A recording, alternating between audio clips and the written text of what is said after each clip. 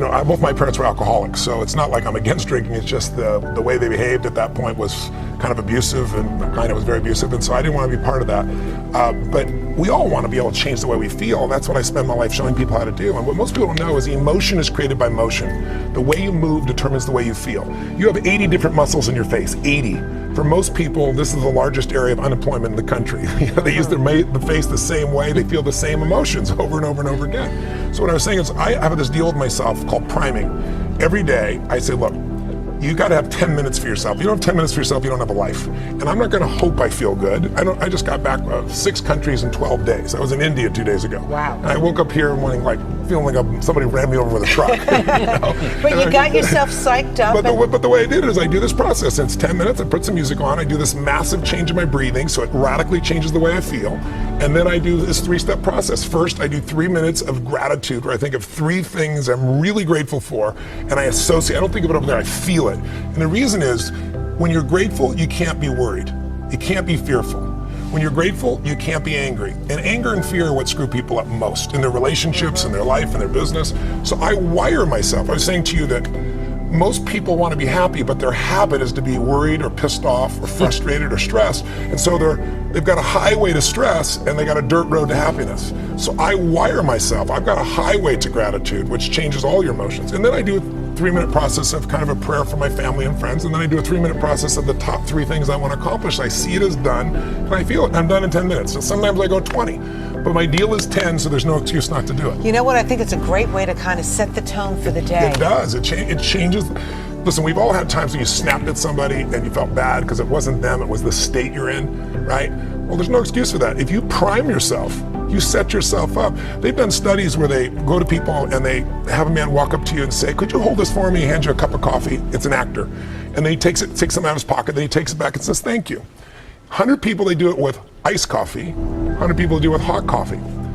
45 minutes later, another actor comes by and says, listen, we're doing this little test. For $5, would you read this 3 paragraphs and answer 3 questions? Most people say yes.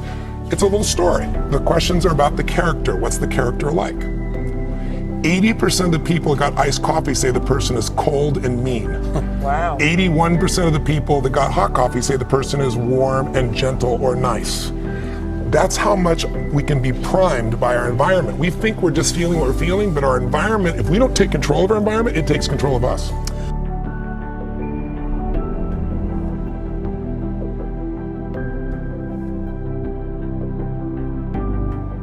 Goal, if you own a business, and I would assume a lot of your viewers are business owners or getting started in business, no matter how good you are in business, think about this.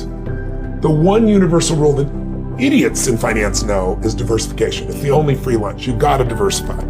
Because if you put all your eggs in one basket, no matter how good the basket is, one day that real estate market, that stock market, that bond market, that collectibles market, whatever you invest in, Ray Dalio showed me statistically, it'll drop 50 to 70% on a day.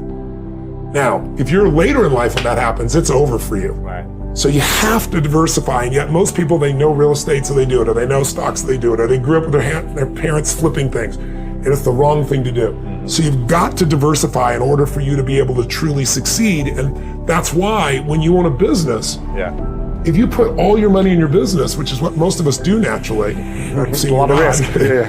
You put all your eggs in one basket, and there's things that can happen. I mean, you know, let's say you spent 20 years and you figured out how to put together the ultimate map, you know, and you remember Garmin came out with this thing called the TomTom. I don't know if you remember, you used to put on your, are you old enough to remember that? You used to put on your phone? Or you used to put on your dash.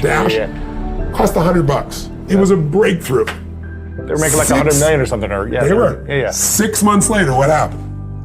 The iPhone came out with Google Maps. These little bastards, excuse my French, came out with it, put Google Maps, put their own map on here, and it costs how much? $0. What's that gonna do to your business when someone takes your product or service and gives it away for free?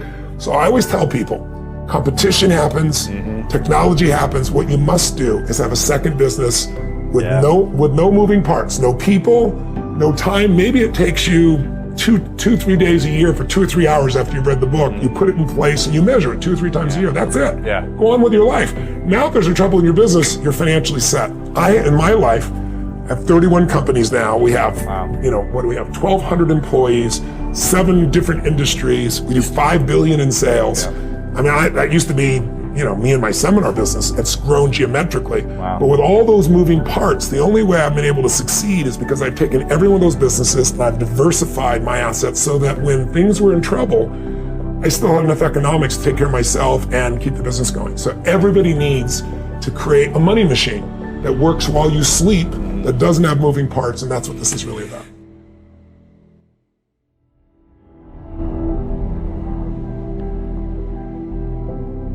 There's a man named Ken Blanchard who wrote those books called the 1 Minute Manager books. And he said to me very early in my life, he said, Tony, a business will always consume whatever's available. And he said, I see you're coming out with your first book. I was 24, it was Unlimited Power. And he goes, you're coming out with this book, I think it's gonna be a big success. Do not put that money in your business. Take that money and put it into a separate investment account that nobody else touches. He said, I'm telling you, the business will get all the benefit of all the media, of all the things that come to it, but the actual dollars of that should stay out.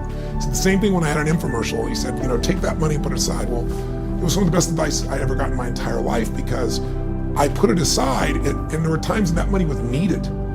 But I was like putting it in a chapel. It was like putting it where it was sacred money and it was not going to be touched.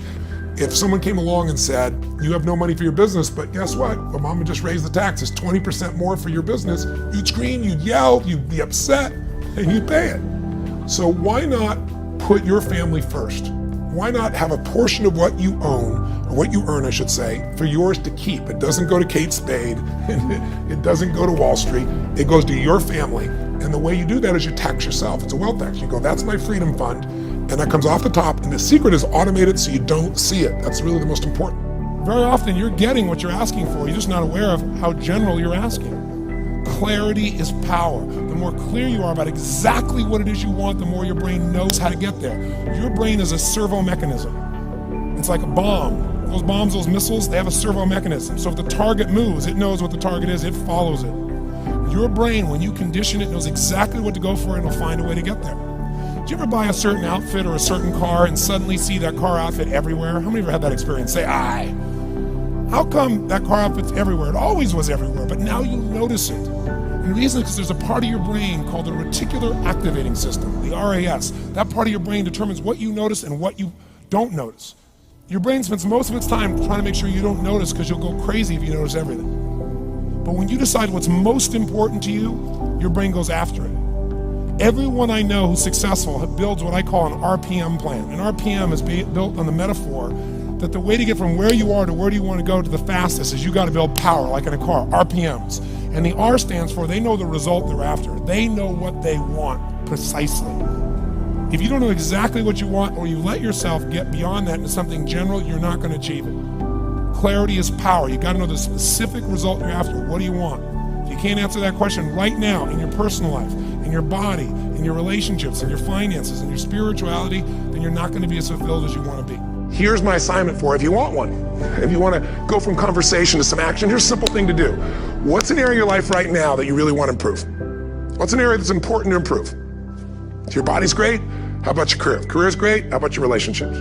Intimate one especially, or your kids, or your relationship with your creator, your spiritual side of your life. Or is it your finances?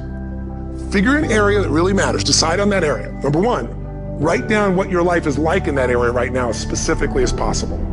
So you might say, well, I'm 13.5 pounds overweight, whatever the weight is, whatever the situation is, or my body fat's like this, or I wake up exhausted in the morning, and you write the truth of where you are right now. So you're real clear.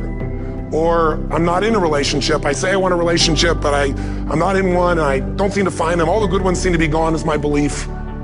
And I really do want one, but I don't have it. Whatever your definition, or I'm in a relationship, and God, I wish I wasn't in a relationship. I'm planning my escape, wherever you are. Or I have a wonderful relationship, we love each other, but there just isn't enough passion. Just write the truth of where you are.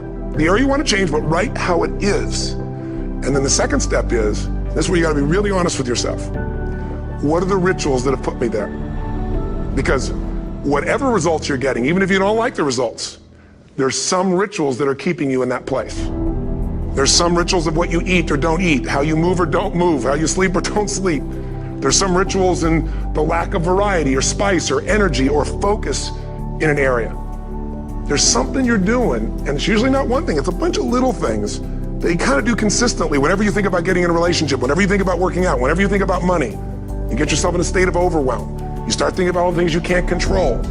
Just write down all the rituals you have, and then here's the third step. What do you want? What's your vision? And be really specific. I want to be my fighting weight. I want to be the strongest I've ever felt. I'm going to turn my, whatever it is, be specific. And then, last step number 4, what are the rituals that'll get you there? What would you need to do differently each morning if you're going to be that kind of energy, that kind of strength? How often would you work out? What days would you work out? What time? A ritual is something you do consistently, usually at a specific time, so it becomes automatic. Let me tell you something. Willpower doesn't last, but rituals can last a lifetime. I bet you have some rituals in your life right now you've been doing for years, even though some of them don't serve you.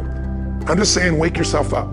If you want a new year and a new life, you don't need to start on January 1st. Start today. Start with this little video. And just begin to see what happens and see how easy it is to just do a few little rituals. Don't do them all, just do 2 or 3 new things. And you know what happens? You'll get momentum. Because once you discipline yourself in one area of your life, you feel yourself doing it in other areas as well. And I always say something that my original teacher taught me. I always remind people, there's always 2 pains in life. There's the pain of discipline, or there's the pain of regret. And discipline weighs ounces, as my friend Jim Rohn taught me. Regret weighs tons. You don't have regret. So right now, what do you want to change? What's it really like? What are the rituals that got you there? That'll take a little homework. If you're not sure, ask the people around you. They'll tell you what your rituals are. What do I really want in depth? What are the rituals that'll get me there? And then get yourself to start a few of those actions and lock them in place.